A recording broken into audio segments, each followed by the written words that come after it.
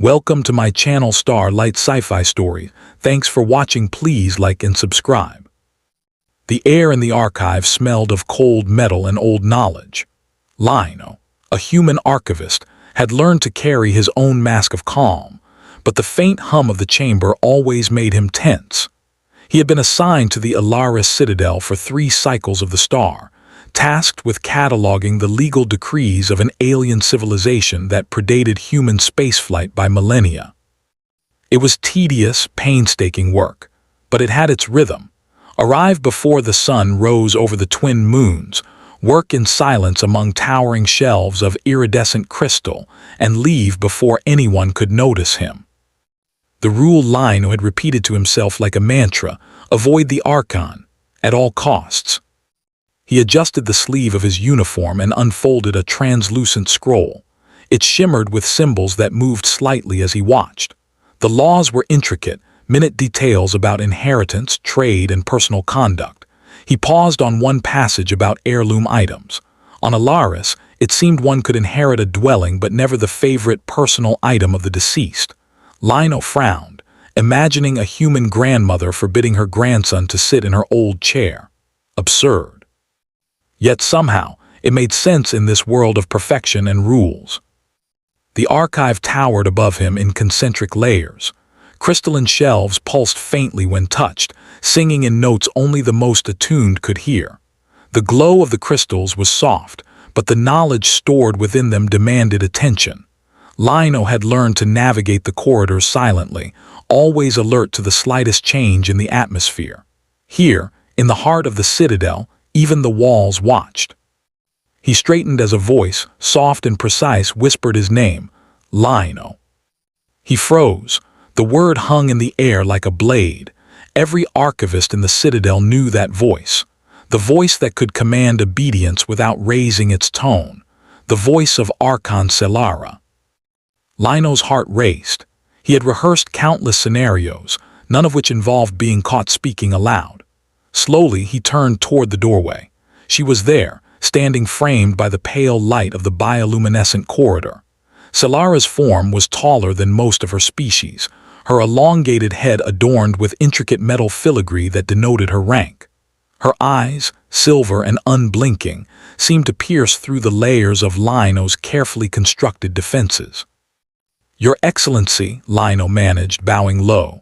Words failed him as he tried to find something appropriate to apologize for, breathing too loudly, mishandling a scroll, being human. Celara's tilt of the head was subtle but terrifying. It was the gesture of a predator studying prey, and Lino felt every instinct screaming at him to vanish. "You have been here for 3 cycles," she said finally, her voice calm but with an edge that made him tremble. "Yet this is the first time you have addressed me directly." "Yes, Your Excellency," Lino said, still bowing though his knees shook. He tried to steady his voice. I have avoided disturbing you." Her eyes narrowed, studying him. "Avoided me?" He swallowed hard. "I assumed drawing your attention would result in consequences. I created a schedule around your movements. I enter through service corridors. I hide when necessary." Celara's expression shifted. For the first time, something unrecognizable crossed her face, a flicker of curiosity or maybe amusement. "You feared me," she said softly. "Respectful terror, Your Excellency," Lino admitted, though it sounded like a confession. Celara's shoulders relaxed slightly and she stepped closer. Her long fingers hovered near the scrolls without touching them. "In your world, avoidance is rejection," she said. "Ignoring someone declares them unworthy of attention, yet you have avoided me out of fear. I find that surprising." "I did not wish to disrespect you," Lino said quickly, "only to survive." Celara's silver eyes softened just enough to unbalance him. "Fear and respect are not the same," she said, "but your honesty, it is rare. Sit." Lino blinked. Sit. In her presence, his legs felt as though they had forgotten how to support him. Yet compelled by something he could not name, he lowered himself to the crystal floor beside her. She sat as well, her poise perfect even on the hard surface. Tell me about your avoidance strategy, she said, her tone almost playful. I tracked your movements, Lionel began. Meal times, council sessions, patrols in the corridors. I worked around the gaps. Once, I hid in a storage closet for 37 minutes because I heard your voice nearby. I organized the supplies there, alphabetically by toxicity level. Solara tilted her head, considering. 37 minutes. Yes, it was meticulous. Lionel's chest tightened as he watched her expression. She did not seem angry, not yet. I exiled a diplomat once for improper comma usage, Solara said suddenly, her tone almost conversational. Do you know why? Lionel blinked. No, Your Excellency. He tried to justify 17 commas in a single sentence as stylistic choice. He annoyed the council, and me. Solara's lips curved faintly. Yet honest effort like yours is never punished. The weight of her words sank into Lionel. Here he was, terrified of being noticed, and yet she considered his careful diligence something commendable. Then why are you here? He asked quietly. Why speak to me at all? Solara's silver eyes seemed to search through his mind. Because you are different, she said. You do not approach me for gain, do not flatter, do not scheme. You are honest. You remind me that authority is a person, not a position, and that is rare. Lionel swallowed. I am just an archivist, nothing more. Precisely why you matter, Solara replied. She reached out, brushing a strand of his hair aside. You bring truth into a world built on appearances. For a long moment, they simply sat. Lionel's fear ebbed, replaced by a strange mixture of awe and wonder. He was not sure if he had permission to breathe, yet he felt alive in a way he had never experienced among these alien laws and rigid hierarchies. A faint chime echoed through the corridors, summoning Solara to the council chambers. I must attend to duties, she said reluctantly. Of course, Lionel said, standing, though part of him wished the moment could stretch forever. Solara regarded him with a small, almost human smile. Stay, she said softly. Your presence matters more than you understand. He nodded, heart racing, as she left the archive. The corridors felt suddenly empty, yet alive with the echo of her presence. For the first time, Lionel realized that the work he had performed in meticulous silence was not just about preservation. It was about understanding a civilization, and perhaps understanding himself. That night, Lionel returned to the private quarters assigned to him. His mind replayed every moment in the archive. He thought of the careful avoidance, the detailed notes, the strategy he had developed to navigate Solara's presence without incident. And yet, none of it mattered anymore. What mattered was the spark of connection, the acknowledgement that even in a world governed by alien rules and laws, honesty and courage had power. He lay awake, staring at the ceiling of the quarters, listening to the hum of the city outside the citadel. Lights drifted past the windows, reflecting in the crystals on the walls. Somewhere, Solara moved among her council, speaking, commanding, leading. And yet she had paused for him. The next morning, he returned to the archive with the same routine. Yet something had changed. He no longer feared every creak of the floor or flicker of light. Now, he cataloged the laws with a new understanding. Every code was a story, every regulation a reflection of the beings who had written them. Hours passed, scroll after scroll, law after law, until the soft hum of the crystal shelves became comforting rather than oppressive. And then he heard it, the soft, precise voice calling his name again. Lionel, Solara said, stepping into the chamber. She did not command, she did not judge. She simply stood watching him. And for the first time, Lionel did not bow. He met her gaze, steady, honest, and unafraid. You catalog the laws of my people, she said. Yet it is your presence that teaches me the most. He blinked, stunned. I don't understand, Your Excellency. You will, she said, smiling faintly, if you choose to remain. Lionel's chest tightened.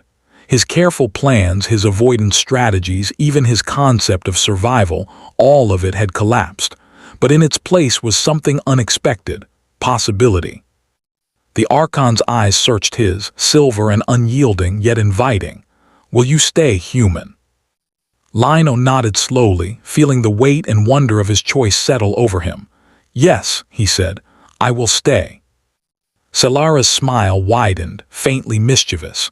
"Then our work begins, and perhaps together we will learn what it means to be more than the sum of rules." And for the first time in 3 cycles, Lino felt as though he belonged, not just in the Citadel, not just on Alaris, but in a universe larger than he had ever imagined. The next cycle began quietly. Lino moved through the crystalline halls of the Alaris Citadel with purpose, yet with a new awareness.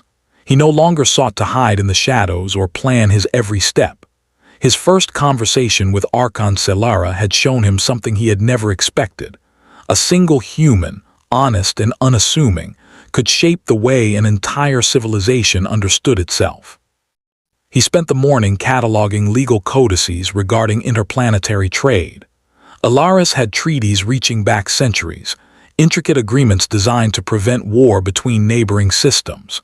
Each scroll was more delicate than a human fingerprint, etched in a translucent crystal material that pulsed faintly when touched. Lino handled them carefully, but with a calm born of confidence.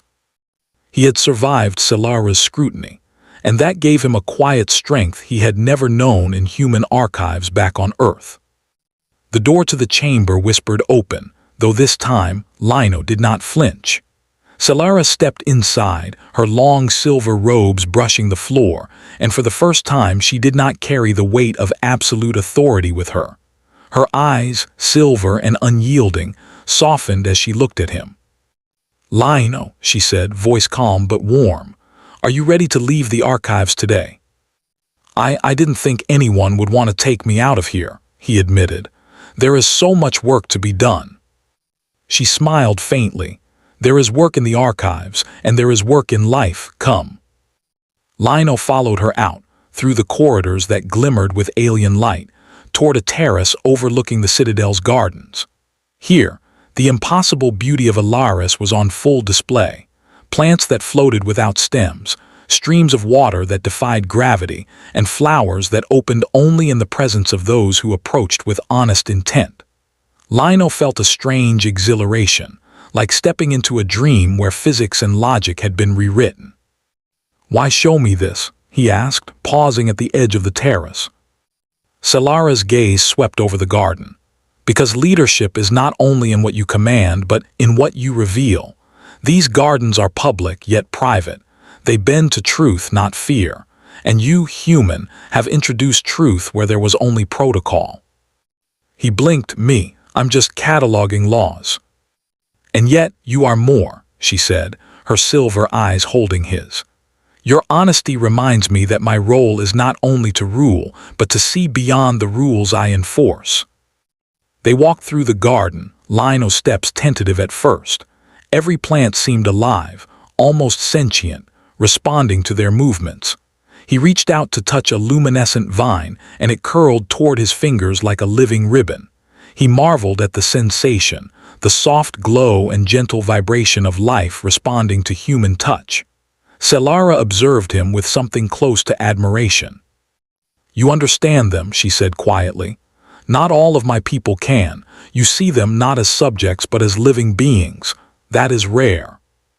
Lino felt a blush creep across his face, though he tried to hide it. I only try to respect what is in front of me.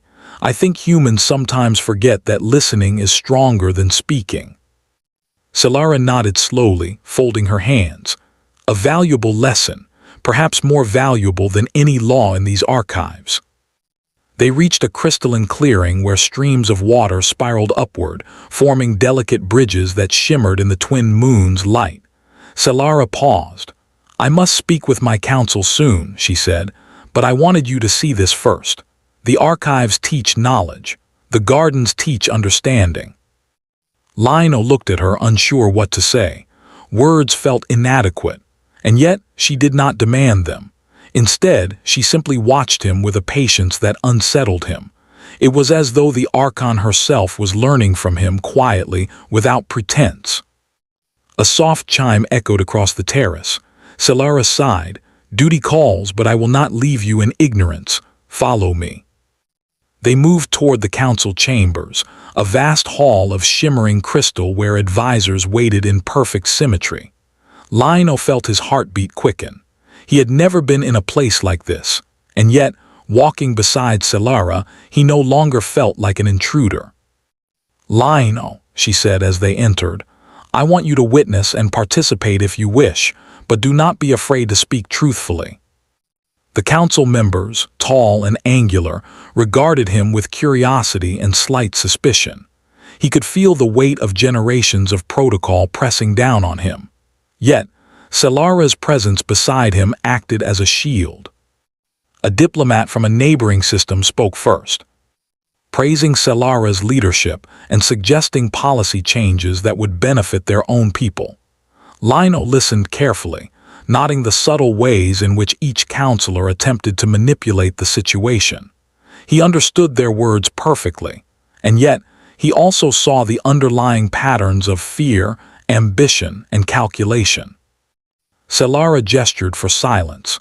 "Your proposals are noted, but let us not forget the foundation of leadership. It is not strategy alone that guides a people, but understanding, integrity, and honesty." Lionel felt a jolt of recognition. She was using words he had spoken days ago in private, lessons from his presence in the archives, echoing in the council chamber. His perspective, human, unassuming, honest, was shaping alien politics. The meeting continued, and when a debate became particularly heated, Lionel spoke. His voice was quiet but firm. "With respect, some of these decisions could harm not only neighboring systems but our own people. Perhaps we should consider outcomes based not solely on advantage, but on fairness and transparency." A murmur spread through the chamber. For the first time, Lionel realized that being human, speaking with honesty rather than authority, commanded attention in a way few expected. Solara's eyes met his, silver and approving. She did not correct him. She did not intervene. She allowed him to speak, and that act alone transformed the council. Hours passed. Policies were debated, refined, and sometimes discarded. Lionel's presence brought clarity where there had been only tradition. When the meeting finally concluded, Solara and he stepped out into the garden once more. "You see, Lionel," she said, "the influence of one person, when guided by truth, can ripple farther than armies, laws, or fleets. You remind me why I must lead with vision, not fear." He shook his head, awed. "I only tried not to make mistakes." "And yet you made the most important impact of all." Solara smiled faintly. "Humanity is not known for subtlety, but honesty is a gift." Lionel paused, watching her in the pale light. "I never expected to matter here, not as an archivist, not as a human, but somehow I do." Solara's gaze softened. "You do, and that is why I ask you to stay, not merely as an observer, but as a partner in guidance. You bring perspective that my council cannot provide. Your honesty is invaluable." Lionel's mind raced. He had considered returning to Earth, to quiet libraries and slow, predictable days. But standing beside Solara, seeing the living city of Alaris unfold around him, he realized that he had already chosen. His purpose was here. Among beings so alien, so disciplined, he could be human in the truest sense, brave, honest, and capable of influence. "I will stay," he said firmly, "but only if I can continue to be myself. No pretense, no performance." Solara's silver eyes sparkled with approval. "Agreed. We will navigate the challenges together. You do not need to perform to survive here. You need only remain true." The following cycles passed in a rhythm that was both exhausting and exhilarating. Lionel worked beside Solara in the archives, in the gardens, and in the council chambers. He cataloged laws, debated policies, and even advised on cultural negotiations with other species. His human perspective, unfiltered by ambition or fear, influenced decisions that would have otherwise taken decades to resolve. He learned to interpret the subtle social signals of the Alaris Council, yet he never abandoned his own instincts. When Selara's advisors attempted to manipulate outcomes, he spoke honestly. When alien traditions conflicted with moral clarity, he offered insight from human logic. And through it all, Selara observed, learning that leadership was not only about power, but about listening, adapting, and trusting those who offered truth rather than flattery. One evening, in the quiet of the central garden, Lino and Selara sat together on a floating platform of crystal. The sky shimmered with the auroras of Alaris, twin moons casting pale light across the bioluminescent flora. Lino looked at her, silver eyes reflecting in his own. "You trust me," he said quietly. "I do," she replied, "and I am learning that trust is stronger than authority alone." Lino smiled faintly. "Then I suppose I should tell you there is a human saying, courage is not the absence of fear but acting despite it. I think I've understood that here." Selara's lips curved slightly. "And yet, courage can also teach wisdom, humanity, and connection. You have shown all three, Lino." He felt warmth spread through him. For the first time, he understood the weight of his choices, not in terms of survival but in terms of meaning. He was human, fragile and limited in many ways, yet his honesty and courage had shaped a civilization, guided a ruler, and changed the course of countless lives. "And now," he asked. "Now," Selara said, reaching out to touch his hand, "we continue, together." Lino nodded, heart steady. The citadel of Alaris was vast, alien, and unyielding, yet within its crystalline walls he had found a place where humanity mattered, where truth, courage, and integrity were recognized as powers equal to any fleet or law. He looked up at the sky, the twin moons reflecting in his eyes. Somewhere far across the stars, humans in quiet archives might never know the impact of one unassuming archivist. Yet here, among the living crystals, the flowing gardens, and the silver-eyed archon, he had found his purpose.